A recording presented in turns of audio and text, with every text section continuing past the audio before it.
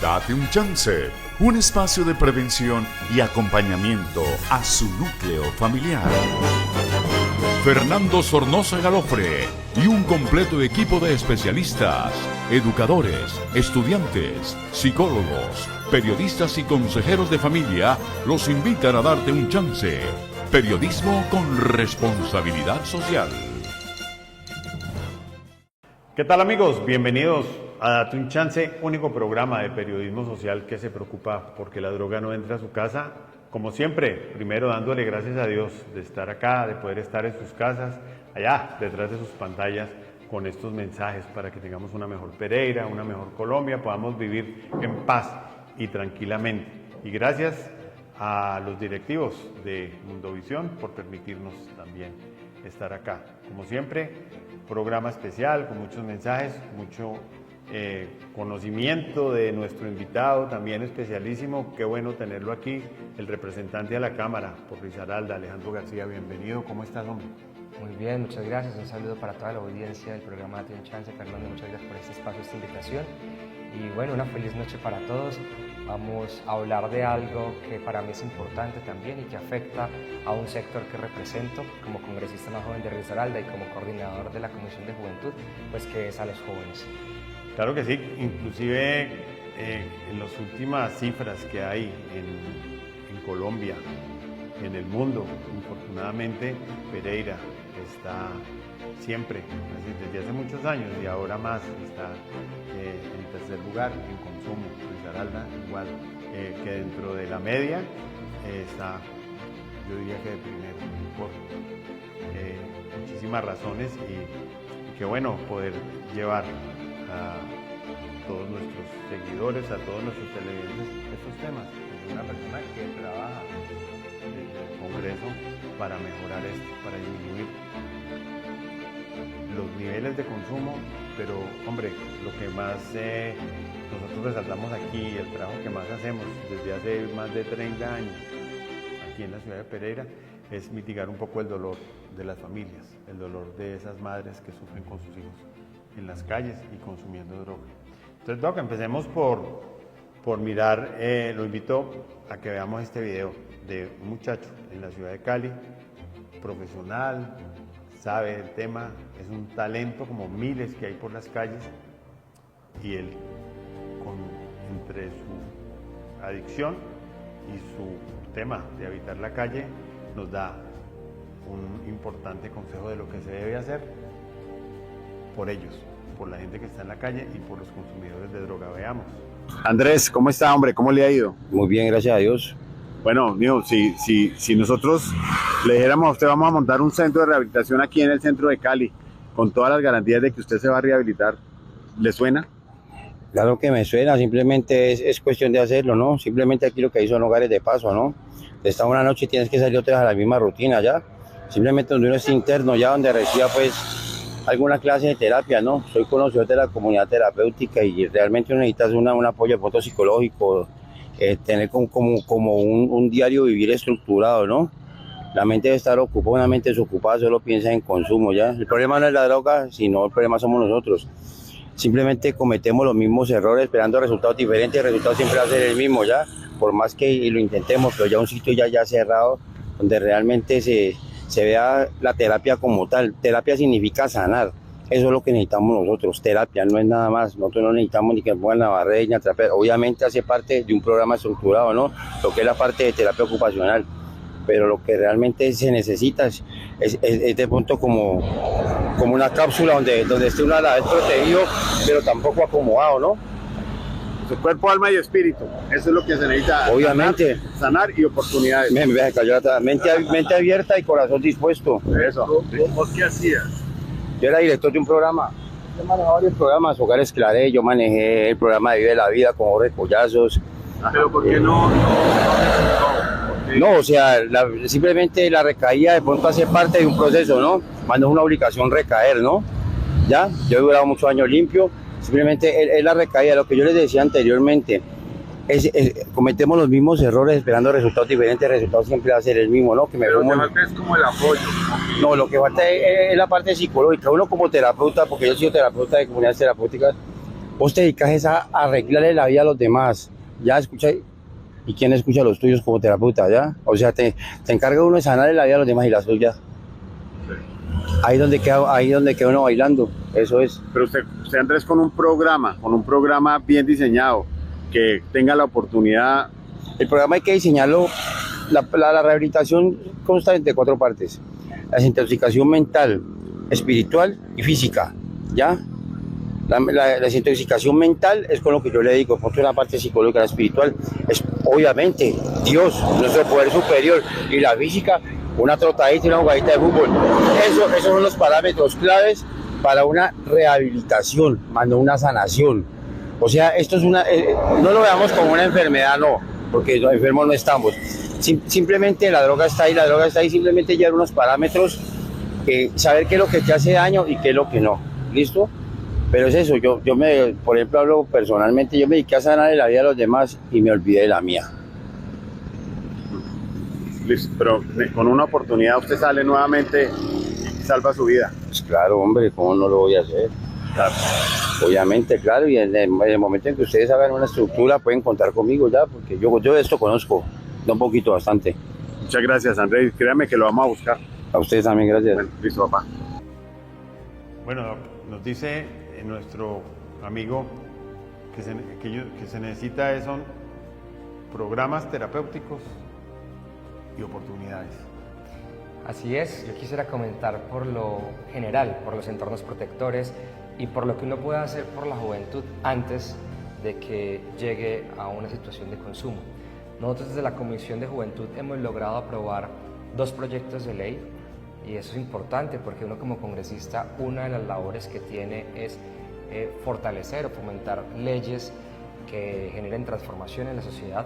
El primer proyecto de ley que aprobamos fue la Ley de Salud Mental, recientemente sancionada por la Presidencia, donde nosotros desde la Comisión aportamos unos insumos muy importantes alrededor de salud mental en población joven. Esto sin duda puede generar unas condiciones para que tramitemos las dificultades que todos tenemos como personas que nos vamos desarrollando de una manera, acompañado por una persona que sea especialista o acompañado por un entorno o con unas rutas más claras en salud mental y no de pronto irse a refugiar en el consumo problemático de drogas. Y adicionalmente tuvimos otro proyecto de ley que lo logramos aprobar recientemente, hace menos de un mes, que es el de juventudes rurales. En Colombia aún hay cerca de 3 millones de jóvenes que viven en el campo. Nos decimos, el campo se está envejeciendo, la única oportunidad de las personas del campo es irse a la ciudad. Pues con este proyecto de ley lo que hemos buscado es que a esos casi 3 millones de jóvenes que están en el campo puedan ser una población priorizada para el acceso a tierra, pero no solo el acceso a tierra, sino el acompañamiento a sus proyectos productivos y que estar en el campo sea también parte de un proyecto de vida. Eso también lo aprobamos. En su ejecución e implementación estará el Ministerio de Agricultura, estará el Ministerio de Comercio, Industria y Turismo, estará el Gobierno o el Ejecutivo, donde esperamos atiendan esto y lo cumplan efectivamente. Y estamos trabajando en 2 proyectos que mejorarán, uno, la participación ciudadana de los jóvenes y otro, todo el tema de empleabilidad para los jóvenes. No sé si ustedes han escuchado lo de los ninis, ni estudian ni trabajan, que es alrededor del 30%. ¿Cómo logramos para que algunos de los jóvenes generemos incentivos que se vinculen laboralmente más fácil? Entonces, eso lo hemos trabajado desde la comisión. Puntualmente sobre este tema del video, que es cuando ya la persona, digamos, se enfrenta a este problema. Yo creo, sinceramente, que debemos revisar otros enfoques. No solamente entender este problema como un problema punitivo, sino como un problema de salud pública. Y entendiéndolo como un problema de salud pública, qué se hace de prevención y cómo se atiende. Lo hablamos ahorita fuera del programa, inclusive desde el alcohol como algo que es legal, tiene unos temas problemáticos si usted conduce con alcohol. Entonces hay que hacer un tema de atención, de regular y para mí de alguna manera, y lo vamos a ver más adelante, siento que la política de prohibición no ha dado los resultados, porque acceder a la droga y a ciertas cosas todavía sigue siendo fácil en nuestra sociedad, en nuestro contexto, y con mayores agravantes porque no sabemos qué se está consumiendo, de qué calidad es, qué mezclas tiene y una serie de cosas que tendríamos que revisar. Claro que sí, representante. Para retomar un poco lo que estabas diciendo ahora, coincidencialmente, hace 8 días el programa lo grabamos con la gente que viene los primeros viernes al mercado campesino. Y hablábamos con algunos emprendedores y campesinos que viven en Pereira, pero tienen sus parcelas cerca y viven del campo. Y uno de los muchachos emprendedores, productor de café, yo le pregunté que el campo qué significaba para los jóvenes, entonces, que si era una alternativa. Y él me dice, no, el campo no es una alternativa, es una realidad y es un proyecto de vida. Y él invita a los jóvenes que viven en el campo a que no se vengan a la ciudad, sino que se queden allá, porque hay buscar programas, lo que estabas diciendo, que los incentiven a quedarse y que realmente puedan producir la tierra y volverse emprendedores del campo para que se vienen a la ciudad. Hay un fenómeno en países desarrollados donde la gente de la ciudad está buscando volver al campo a tener una vida más tranquila, a cultivar, a tener mayor contacto con la tierra y eso inclusive ayudar a su proyecto de vida y salud mental.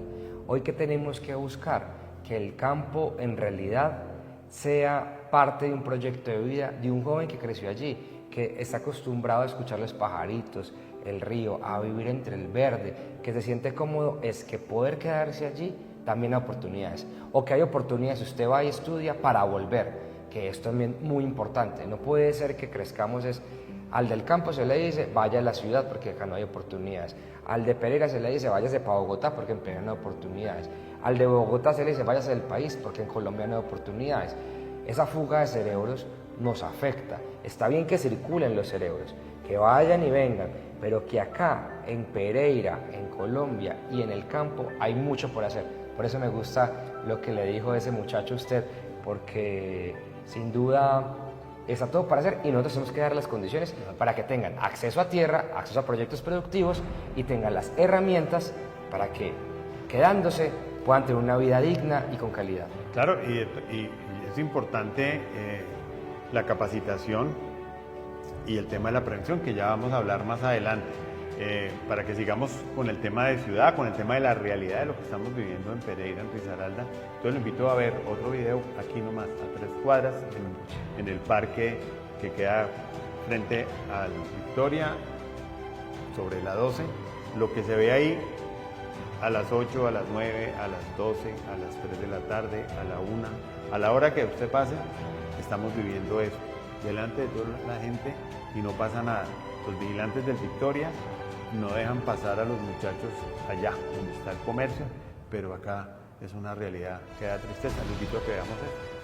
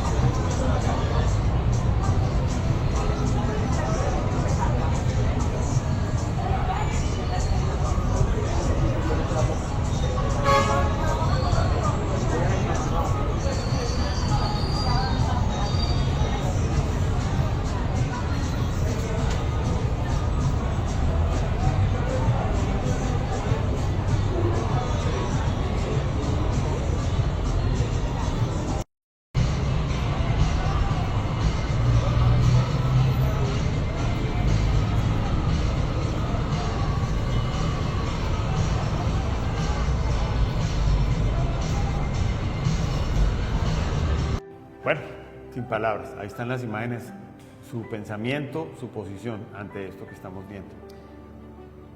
En Pereira esto lo vemos, la gente sabe dónde están las ollas. Yo tuve un amigo con el que crecí que cayó desde muy joven en esto. A los 13 años comenzó a consumir. Yo sinceramente, Fernando, creo que si al prohibir realmente no estamos limitando el acceso, lo que está sirviendo es para que la ilegalidad controle todo el tráfico de estupefacientes. A mí, sinceramente, creo que después de 40 años de tener un enfoque de perseguir, de sancionar, de hacerlo de una manera restrictiva, hoy en día sigue las personas y sobre todo los jóvenes accediendo a distintos tipos de drogas en nuestra ciudad y en Dos Quebradas, desde marihuana hasta heroína, muy complejas. Yo creo que sobre esto hay que hacer mucha educación. Yo crecí con algo, y es que en la casa no se habla de plata, pero usted algún día va a trabajar y va a tener que saber administrar el dinero. En la casa es difícil y es incómodo para los padres hablar de sexualidad, pero usted se va a desarrollar y va a vivir la sexualidad, y hay que hablarlo. Son temas que no pueden ser tabú y que hay que hacer prevención y educación. Con la droga, hoy aún como se limita, vas a tener en la juventud o adolescencia o más adelante acceso a la misma. Yo creo que esto hay que hacer prevención desde el hogar, desde el colegio, educar, hacer campañas alrededor de esto, así como cuando ustedes le decían, si usted va a empezar a vivir una vida activa sexual, porque es importante usar el preservativo, porque es importante la prevención del embarazo, porque es importante prevenir enfermedades de transmisión sexual. Es decir, lo mismo yo creo que deberíamos llegar acá, pero esto sigue siendo un tabú donde al no hablarlo, queda en el mundo del oscuro, no se regula y hasta algunas personas puede ser más interesante. Entonces, yo por ejemplo, como yo estudié Derecho, una de las sentencias que me tocó estudiar fue la dosis personal. Y cuando la estudié, allí hablaba de los tipos de drogas. Y entienden el alcohol como una droga, lo hablábamos ahorita. Unas están legalizadas, otras no. Entonces, allá hablaban de depresores, como el alcohol. Si usted toma mucho, usted se le pega la lengua, puede quedar dormido, deja de... la gente dice, es que yo me siento más feliz y más libre. Pues claro, en el cerebro una de las primeras partes que le adormece es donde están todos los preceptos de comportamiento. Entonces usted puede, bajo efectos de alcohol, más fácil orinar en la calle que como lo haría en sano juicio. Porque cuando usted está bajo efectos de alcohol, pues orina en la calle como que está más tranquilo y eliminó eso del qué dirán, eliminó esas cosas. Hay depresores, alguien que toma mucho termina tirado en el piso, probablemente quedándose dormido. Hay estimulantes, como la cocaína, por eso es tan peligroso cuando una persona está borracha bajo efectos de alcohol, porque estás y luego quieres despertarte lo otro, eso es un choque para el cuerpo muy fuerte. Y hay alucinógenos. Entonces, el LSD, hay otros que ya te generan como un efecto distinto. Yo creo que nosotros como sociedad debemos hablar de esto, hacer prevención, hacer educación, y a quien, como en este video, recae o cae en una situación de estas, tener el proceso para hacer el acompañamiento y entender que es un problema de salud pública. No estigmatizarle, no sancionarle, no perseguirlo, no excluirlo, sino mirar cómo se elaboran programas para que pueda haber una reincorporación a la sociedad, si es un consumo problemático, porque igual hay gente que consume que no tiene, que no llega a ser habitante de calle, o en reducción de daños. Yo creo que son debates muy complejos, éticos, morales, de miradas, pero son debates que como sociedad tenemos que dar. ¿Por qué seguir dejando esto de lado? No hablando de finanzas o de educación financiera, no hablando de educación sexual, no hablando de esto, que finalmente uno como joven va a acceder a esto. Amigo mío de infancia, cercano, a los 13 años pude acceder a la ley. Eso me parece que hay que prevenirlo, y si en la sociedad se llega a dar la discusión de legalizar, a controlar mucho. No venderla a menores de edad, a partir de qué edad, qué tipo de calidad, cómo se cobran impuestos alrededor de esto, de qué tipo de drogas, cómo se cobra, qué se cobra de impuestos, para dónde se orientan estos recursos. Hoy en día, alrededor del tabaco y del alcohol, se recaudan unos impuestos que van a la salud pública. El tabaco, con reglamentación, bajó muchísimo el consumo del tabaco en la sociedad. Cuando yo estaba muy pequeño, más o menos de 18 o 20 años, uno veía mucho que todavía la gente inclusive fumaba en sitios cerrados, discotecas, etc. Y hubo una campaña de prevención donde usted le decía los efectos del tabaco. Puede tener cáncer de garganta, puede tener cáncer de pulmón, donde además hubo una campaña de elevar los precios porque se le puso impuestos, donde además se empezó a limitar, no fume en sitios cerrados. El consumo de tabaco en el país, o de cigarrillo, cayó muchísimo. Cayó muchísimo, y hoy lo que tenemos que hacer es regular, porque no hemos podido regular, los vapeadores. Y estamos encontrando jóvenes de 13 años consumiendo unos químicos que te matan, tan graves como la nicotina del tabaco, o peores, porque es una mezcla de químicos, pero que te sabe a fresa, te sabe a durazno, te sabe a menta, te sabe a mangoviche, y que es realmente adictivo. Porque en esta generación, con todos los temas de ansiedad, de conflictividad, de muchas cosas, pues el vapear o el fumar te da una saciedad o una sensación de que calmas esa ansiedad y hay mayor riesgo de adicción. Y creo que esas cosas hoy, por ejemplo, los vapeadores, no pueden seguirlo vendiendo a jóvenes menores de edad. No podemos seguir no contando los riesgos que trae. Venga, cómo lo regulamos, venga, cómo le ponemos control, venga, cómo le ponemos impuestos, cómo hacemos campañas de prevención, como lo que le puse ahorita el ejemplo del tabaco. Hoy seguimos viendo algunas personas que conducen en estado de embriaguez, pero es mucho menos que como ocurría con la época de nuestros padres. Empezó a regularse el tema y se va organizando. Entonces yo creo que hay que poner discusiones como esta sobre la mesa y mirar cómo se entiende esto como un problema de salud pública y cómo se trabaja en prevención y en educación. Claro que sí, representante. Algo importante que dijo ahorita, no todo el que consume drogas termina en la calle, pero todo el que consume drogas, su vida es un desastre.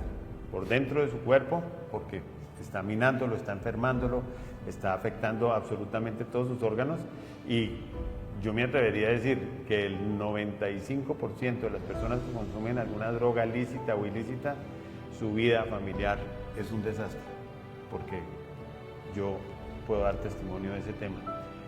Y el tema de la prevención, vamos a unos mensajes importantes y vamos a hablar de prevención. ¿Cómo hablarle a sus hijos? Este es un informe, un tip de Date un Chance, y ya regresamos con el representante Alejandro García para seguir hablando de este tema espinoso, pero que tenemos que cogerlo por los cachos. Y como digo, en el mensaje que van a escuchar, tenemos que ponernos a nivel de nuestros hijos, mirarlos a los ojos y decirles de frente qué es la droga, qué es la sexualidad, cómo se maneja todo eso, porque en la calle lo van a encontrar en otros términos. Ya regresamos. El consumo de sustancias afecta directamente el rendimiento laboral, la seguridad y el clima organizacional. Una empresa que previene es una empresa que cuida, escucha y mejora el desempeño de su equipo. No se trata de señalar a nadie, se trata de abrir espacios de conversación, bienestar y prevención real. Invítanos a tu empresa y empieza a transformar desde adentro. Date un Chance, un espacio de prevención y acompañamiento a su núcleo familiar. Fernando Sornosa Galofre y un completo equipo de especialistas, educadores, estudiantes, psicólogos, periodistas y consejeros de familia los invitan a darte un chance. Periodismo con responsabilidad social. Bueno, regresamos a Date un Chance con el representante Alejandro García, representante de la Cámara por Risaralda, que hace una labor excelente allá en el Congreso por los temas sociales de nuestra región, por la vida de los jóvenes aquí, en este país, donde hay mucho problema de adicción. Representante, el tema de la prevención, llevamos muchísimos años. Yo me he dedicado los últimos 15 años de mi vida a implementar programas de prevención. Yo pienso que el tema de la prevención es lo que podría disminuir el consumo de droga a un futuro. Y hablaba yo en estos días, este pintor Van Gogh, a él un día le hicieron una entrevista y le preguntaron que si él vendía los cuadros en ese momento. Entonces, no, yo no vendo ningún cuadro, la gente no los compra. Yo le decía, entonces, ¿por qué? Porque yo pienso que Dios a mí me trajo en un momento de la vida equivocado. Mis cuadros los van a comprar gente que todavía hoy no han nacido y los van a apreciar, y así sucedió. Los cuadros de él hoy son los de los más costosos, pero los compró la generación. Entonces yo digo,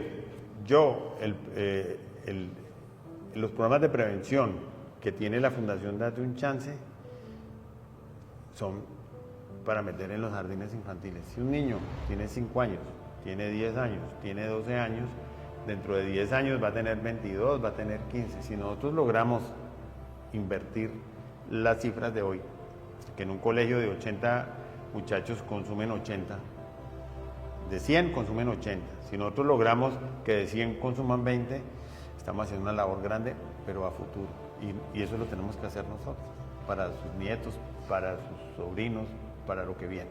Es que al hacer prevención y educación hay que entender que el modelo educativo es un modelo progresivo.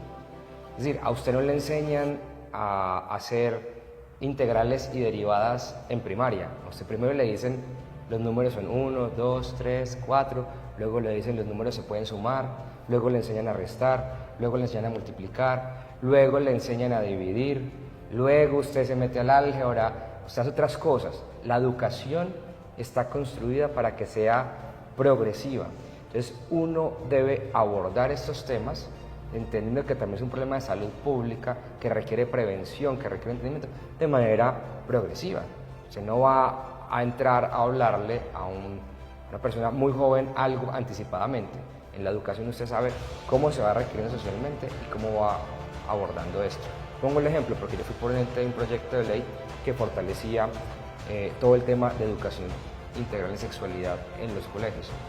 Y otros nos decían, es que ustedes van a enseñarle a las niñas a abortar. Eso no es cierto. Además, uno enseña justamente sexualidad, entre otras razones, para disminuir el embarazo adolescente, no planeado, o el embarazo no planificado, o no esperado. Pero, al contrario, cuando usted da herramientas progresivas, usted, por ejemplo, le puede enseñar a un niño a identificar y a diferenciar una caricia natural de una caricia que puede convertirse en un acoso sexual o en un acceso sexual o algún tipo de violación. Cuando uno mira las cifras de violación en niños, el 70% de estos casos de abuso viene de gente del hogar o cercana al hogar o de vecinos o alguien que tiene la confianza del niño. Pero si usted no le habla al niño de esto, el niño no tiene herramientas para diferenciar y para entender que lo que está ocurriendo es una simple caricia, un acto de afecto o que está mal realizado. Por eso yo creo que cuando usted no discute estos temas en la casa, porque en Colombia nos cuesta mucho hacerlo en las familias, al menos permitirlo que se haga desde la educación, desde un modelo más pedagógico y entendiendo que es progresivo, pero que podamos hablar de cosas que tarde o temprano vamos a enfrentarnos a eso y quitarle el misticismo a ciertas cosas y más bien cómo se vive una sexualidad responsable, una juventud más responsable, otras cosas de manera distinta, entendiendo los efectos, entendiendo los impactos que tiene la salud individual. Yo creo sinceramente en que con educación usted puede enfrentar muchos de los problemas de una sociedad. Le cuento una historia. Cuando abrieron el Museo de Antioquia, dijeron, ¿qué hacemos con las obras, algunas de Botero y otras obras que estaban allí? O ponemos una barrera para que la gente no cruce a tocar las obras, o ponemos una línea en el piso para que la gente entienda que no puede cruzar a tocarlas. Se vieron muy tentados a poner la barrera, porque había muy pocos museos y sabían que tenían que era un tema ahí medio pedagógico difícil y que corrían riesgo las obras. Y al final una directora dijo, no, vamos a poner una línea. Va a ser más difícil, va a requerir más educación, pero vamos a lograr tener a los antioqueños como se muestran las obras en otras partes del mundo. Y le apostaron a eso. Yo realmente creo en que con educación usted puede prevenir y cambiar muchas cosas. Estamos totalmente de acuerdo. Yo recuerdo hace por ahí unos 20 años, yo empecé a implementar la prevención con base en el testimonio. Y a mí me costó mucho trabajo convencer a la gente que sabe de ese tema acá, que trabajan con ese tema, que el testimonio bien utilizado era una herramienta de educación bien grande. Hoy en día todos los que en ese momento dijeron no, eso es una locura, hoy todos utilizan el testimonio y de hecho muchas fundaciones de acá tienen programas de prevención basadas en el testimonio. Entonces los talleres que nosotros hacemos son un testimonio real y cuando el muchacho está metido en ese testimonio lo ponemos a trabajar su proyecto de vida mediante un dibujo que se llama el árbol de la vida y implantan su proyecto de vida pero consciente pero con la historia metida en el subconsciente. Es algo que es lo que nosotros hacemos todos los días vivimos eso a diario en todas las situaciones de la vida. Entonces yo pienso que la prevención tiene que ser algo que yo en la asamblea de Risaralda muchos años estuve con un diputado, con JJ, el periodista. Me dijo, hermano, ayúdeme a ver si podemos meter una ordenanza de la cátedra obligatoria del peligro de la primera vez, el primer consumo, la primera dosis, esa es la que hace daño, la primera. No hay segunda sin primera. Entonces, el que no consuma se salvó. Pero no fue posible y no ha sido posible. Cuando yo fui candidato al Senado, esa era una de mis banderas, la cátedra a nivel nacional, no a la primera vez. Usted como ser humano, como persona, como miembro de una familia, como ciudadano de una ciudad como Pereira, de un país como Colombia, ¿qué siente su corazón cuando usted recorre los municipios, las ciudades y ve lo que se está viendo en este momento? Usted me pregunta a mí y yo soy una persona que de hecho no hubiese llegado al mundo de la política si no fuese optimista. Entonces cuando yo recorro, yo soy en general un enamorado del territorio y siempre veo el lado bueno de las cosas. Entonces, claramente tenemos muchos retos como sociedad. Uno de ellos es el que usted acá menciona y hemos hablado y sobre los cuales hay que trabajar.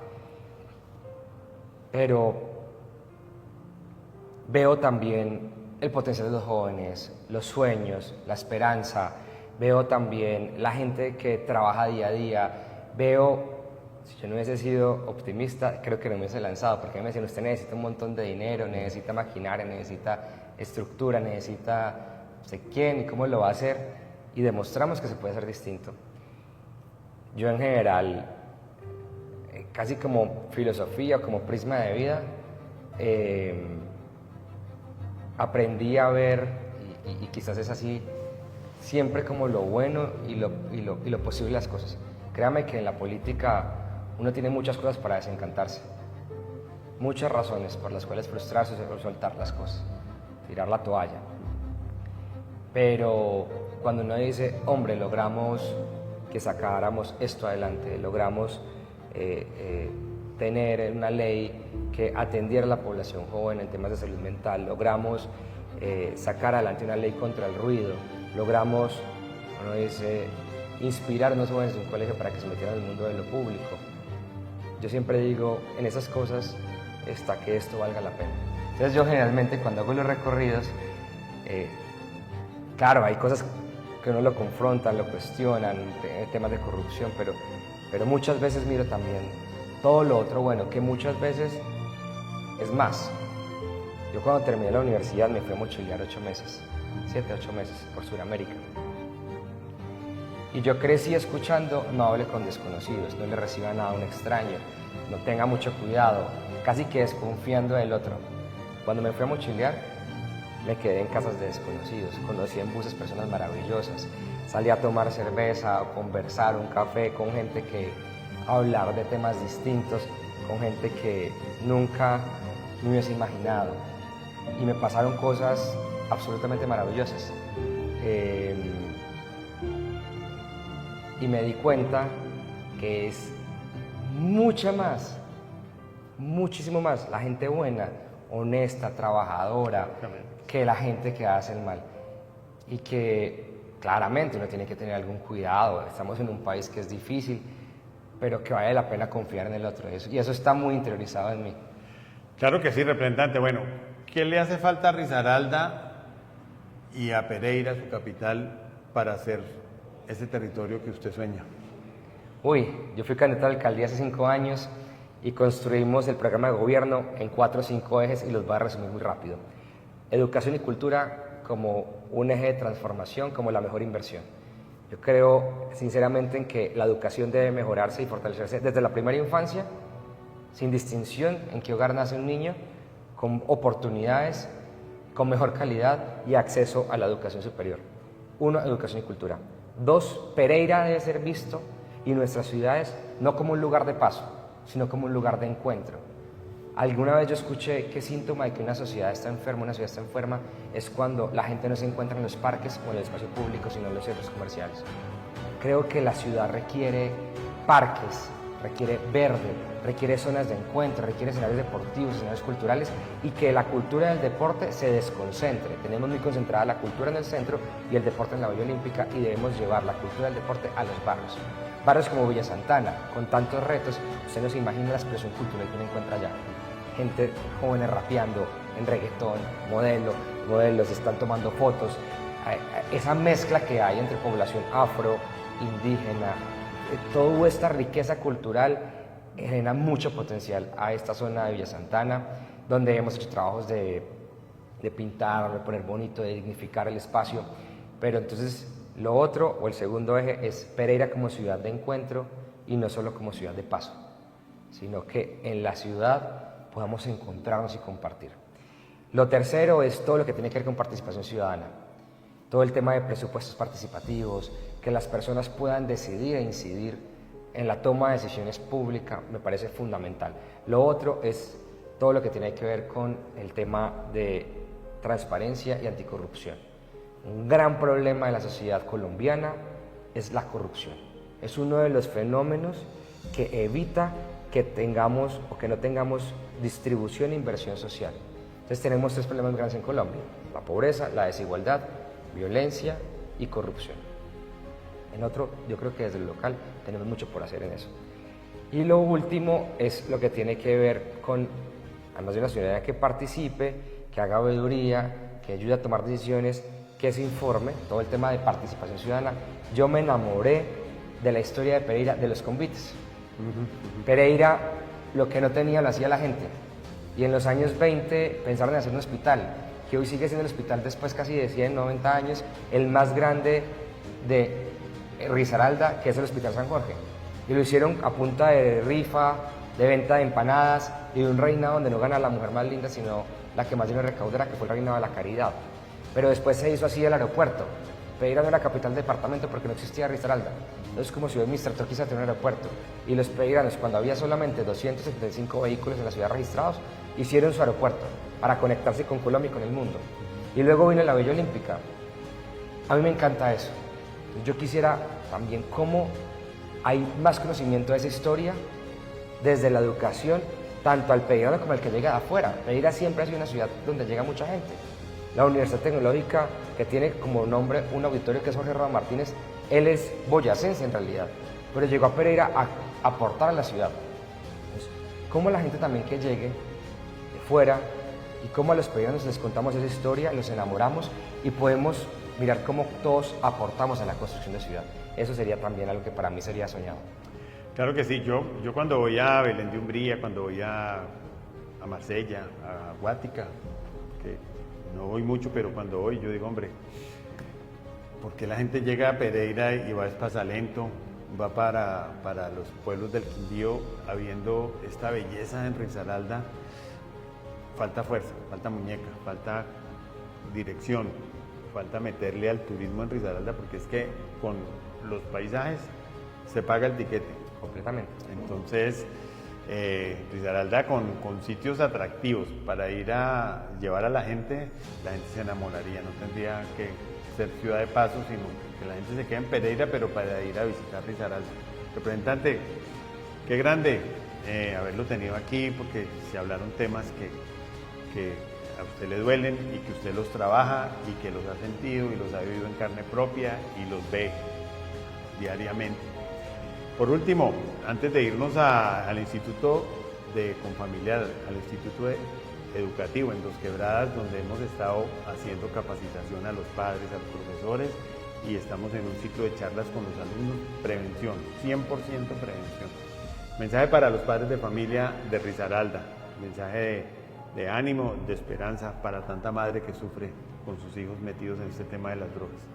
Yo creo que hay que hacer acompañamiento, entender que es un problema de salud pública, hay que buscar los espacios para que pueda ir saliendo. Usted mismo me contó ahorita que es testimonio de esto, y sobre todo aquellos padres que tienen hijos jóvenes, hablemos de estos temas.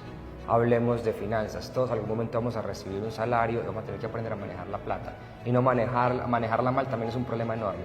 Hablemos de educación sexual, sé que es difícil, en mi casa no eran capaces de hablar, pero si no se habla de esto o de prevención de sustancias que generen dependencia, alcohol, drogas, alguien más se lo va a hacer en el entorno, y yo creo que lo mejor es poderlo hablar en casa, poderlo hablar en el hogar, poder prevenir desde allí, y también mirar cómo hay otros espacios, como usted lo hace en instituciones educativas, en el colegio, otros espacios donde se pueda abordar esto con responsabilidad. Bueno, esto es Date un Chance, siempre con el corazón, para que la droga no entre a su casa. Nos vamos al Instituto Confamiliar también, la carrera del 3 de agosto de Corre por Ellos, la carrera por los niños de cáncer, la carrera por los tenderos. Hay tenderos aquí en Risaralda, aquí en Pereira, que le dan el pasaje a muchos atletas que no tienen para el bus, los ayudan, sacan de su caja y patrocinan. Entonces todo esto se va a vivir aquí en Pereira el 3 de agosto con esta gente. Aquí la vamos a tener en Date un Chance para que la droga no entre a su casa. Entonces la otra semana nos vemos y los dejamos con todas estas imágenes de ciudad, de departamento, que es nuestra razón de ser. Buenas noches. Date un Chance, un espacio de prevención y acompañamiento a su núcleo familiar. Fernando Sornosa Galofre y un completo equipo de especialistas, educadores, estudiantes, psicólogos, periodistas y consejeros de familia los invitan a darte un chance. Periodismo con responsabilidad social.